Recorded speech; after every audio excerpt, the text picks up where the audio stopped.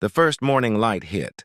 Oakrest Meadows like a spotlight on a perfectly manicured stage. Lawns so green they almost hurt the eyes. Fences lined like soldiers, and a silence that felt less peaceful and more controlled.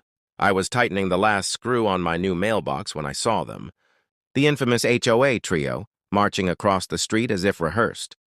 Mara Green.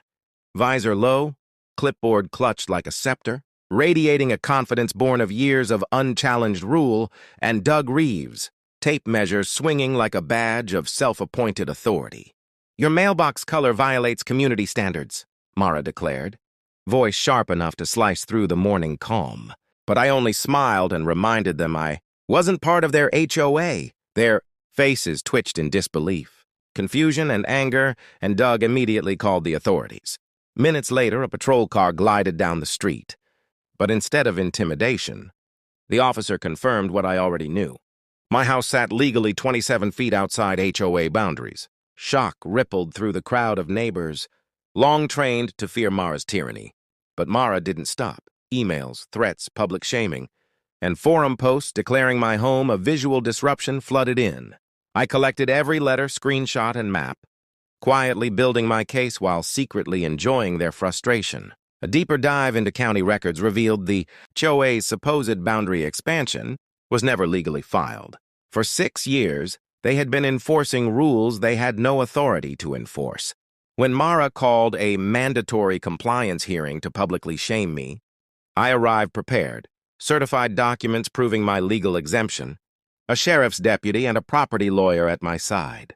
Mara listed violations like a courtroom prosecutor, but I simply asked, "Under what recorded covenant are you enforcing these rules?" Silence fell. Whispers swept the room.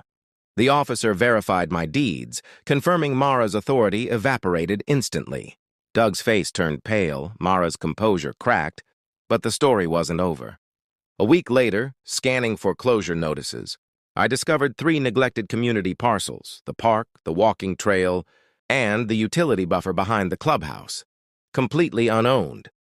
Within days, they legally became mine, giving me control over the very land the HOA relied upon. At the next meeting, now held in a hall sitting on my newly purchased land, I entered with my lawyer, the deputy, and the stamped deeds, placing them calmly on the table. The room froze. Mara sputtered, tried to block me, but the deputy explained clearly: access, utilities, and events now required my written permission.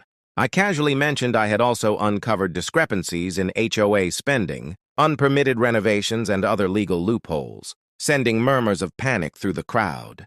I offered a simple deal: obey the law, respect boundaries, and I would grant normal use easements. Violate them and access disappears. Mara, humiliated, stormed out and resigned within weeks. Doug apologized quietly, neighbors finally breathed freely, and all fraudulent fines vanished. But the story didn't end there. I discovered one small corner of land, long neglected, which contained an old water valve and electricity easement. With subtle, quiet moves, I ensured any future HOA overreach would trigger legal review instantly. Now, when sprinklers synchronized and lawns gleamed, when neighbors waved instead of glared, the peace was real. The silence wasn't forced. It was chosen, hard-earned, and permanent. Oakrest Meadows had learned, finally, that authority comes from legality, not fear. That rules without jurisdiction are empty. And that one clever homeowner, armed with patience, knowledge, and subtle strategy, could quietly turn the tables and restore justice, all while keeping the neighborhood intact, orderly, and at last truly free. Every neighborhood has its secrets, and every Karen leaves her mark. If you love true HOA stories like this, make sure to watch more on our channel, and don't forget to subscribe for more real-life neighborhood drama. Thank you.